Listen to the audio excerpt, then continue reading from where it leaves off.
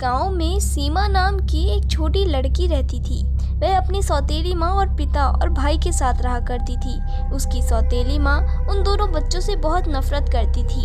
एक दिन वह सीमा से कहती है, ओ सीमा, अभी तक घर का काम क्यों नहीं हुआ? जिस पर सीमा कहती है, माँ मैं अभी कर देती हूँ। जिस पर उसका भाई कहता है, दीदी, माँ आपको कितना मारती है और आपसे हमेशा घर का काम करवाती है, फिर भी आप उन्हें कुछ नहीं बोलती और वो आपको डांटती रहती है। जिस पर उसकी बहन कहती है, कोई बात नहीं चिंटू, हम कुछ भी नहीं कर सकते क्योंकि पिताजी भी माँ से डरते हैं।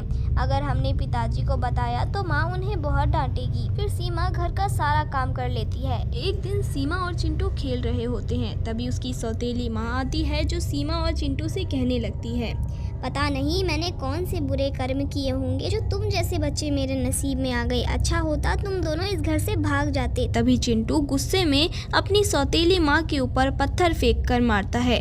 तभी वो दोनों वहाँ से भाग जाते हैं और दोनों भागते भागते एक जंगल में आ जाते हैं। तभी सीमा कहती है, चिंटू हमने तो ध्यान ही नहीं दिया, हम तो एक जंगल में आ गए हैं और थोड़ी ही देर में शाम होने वाली है। चल जल्दी घर चलते हैं। जिस पर चिंटू कहता है, नहीं दीदी, अब मैं घर नहीं जाऊंगा। इतनी मुश्किल से तो हम उस सौतेली माँ से बचकर यहाँ आए हैं। अब मैं वापस से वहाँ नहीं जाऊंगा। अगर हम फिर से वहाँ गए तो वो हमें फिर से मारेगी। जिस पर उसकी बहन कहती है, पर हम रहेंगे कहाँ? जिस पर उसका भाई कहता है, दीदी अब तो हम आज़ाद हो गए हैं, हम कहीं भी रह लेंगे। तभी चिंटू को एक झोपड़ी दिखती है, से धुआं आ रहा था। फिर चिंटू सीमा से कहता है, दीदी ये देखिए, यहाँ पर एक झोपड़ी है, शायद यहाँ कुछ स्वादिष्ट भोजन बन रहे हैं। कितनी अच्छी खुशबू आ रही है। चलो ना दीदी, हम वहीं चलते हैं। फिर सीमा कहती है, नहीं चिंटू, हम वहाँ नहीं जा सकते, पता नहीं वो किसका घर है। पर चिंटू सीमा की एक बात नहीं सुनता है और उस घर के पास जाकर खड़ा हो जाता है। तभी उस घर के अंदर से एक चुड़ैल बाहर आती है जो उन दोनों बच्चों को देखकर बहुत खुश होती है और कहती है, अच्छा हुआ जो मुझे दो बच्चे मिल गए। अब मुझे शिकार पर जाने की जरूरत ही नहीं पड़ेगी और ना ही आज का भोजन ढूंढने की जरूरत पड़ेगी। कितने दिनों बाद मैं बच्चों का मांस खाऊंगी।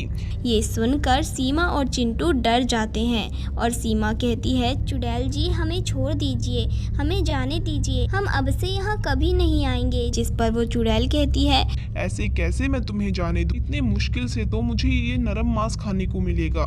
जिस पर चिंटू कहता है, चुड़ैल जी अगर आपको मुझे खाना है तो खा लीजिए, पर दीदी को जाने दीजिए। जिस पर सीमा कहती है, नहीं चुड़ैल जी, चिंटू अभी छोटा है, पर आप चाहो तो मुझे खा लो।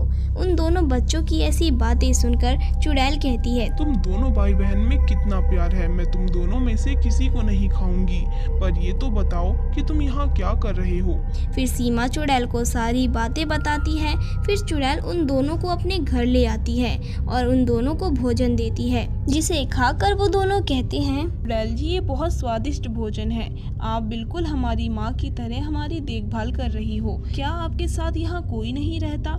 जिस पर वो चुड़ैल कहती है, बेटा मेरा एक बहुत अच्छा परिवार था। मेरे 2 बच्चे और एक पति थे, पर अचानक एक रात किसी ने हमारी झोपड़ी को आग लगा दी और उसमें हमारा परिवार जलकर मर गया और मैं चुड़ैल बन गई। मैंने अपने हत्यारों को तो सजा दे दी, पर अभी भी मुझे चुड़ैल के रूप से मुक्ति नहीं मिली। तुम दोनों मेरे बच्चों की तरह हो, तुम दोनों यहाँ अच्छे से खाओ। जिस पर चिंटू कहता है, चुड़ैल जी क्या हम हमेशा आपके साथ रह सकते हैं? जिस पर वो चुड़ैल कहती है, बेटा तुम मेरे साथ नहीं रह सकते। मैं एक चुड़ैल हूँ और मैं एक ना एक दिन यहाँ से चली जाऊंगी।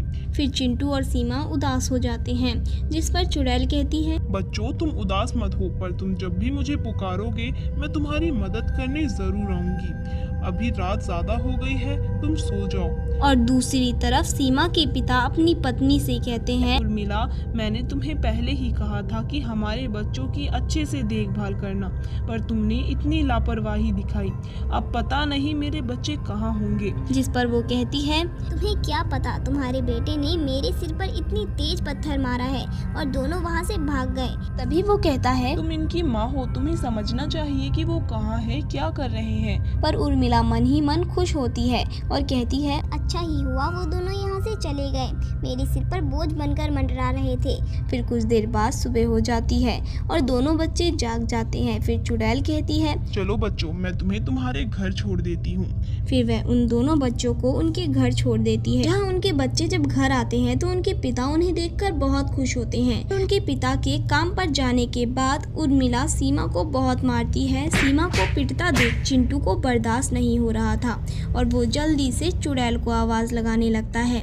चुड़ैल जी जल्दी यहाँ आओ। तभी वहाँ चुड़ैल आती है और उर्मिला को बहुत मारती है और सीमा को बचा लेती है। तभी वहाँ सीमा के पिता आते हैं जो चुड़ैल को देखकर डर जाते हैं। पर चुड़ैल जब उसके पिता को देखती है तो वह कहती है, राकेश तुम जिंदा हो? जिस पर वो कहता है, हाँ रूपा, मैं जिंदा हूँ। जब हमारी झोपड़ी में आग लगी थी तभी मैंने अपने बच्चों की तो जान बचा ली, पर मैं तुम्हें नहीं बचा पाया।